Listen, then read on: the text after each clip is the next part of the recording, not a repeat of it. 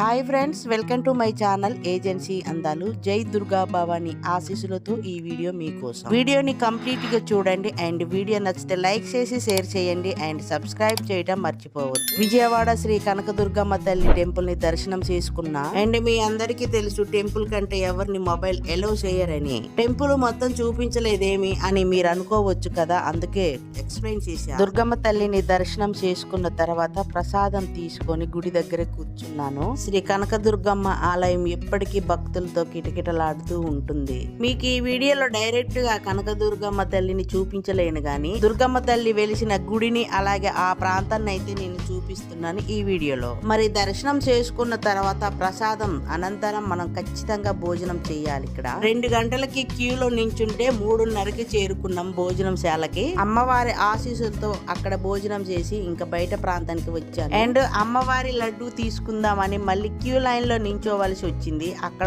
చూస్తే మాకు అర్థమైంది ఏంటంటే ఫోన్ పే లైన్ ఒకటి అండ్ అమౌంట్ లైన్ కూడా ఉంది. అండ్ వీడియో నచ్చితే సబ్స్క్రైబ్ చేసి లైక్ చేసి మీ ఫ్రెండ్స్ కి షేర్ చేయండి. Thank you.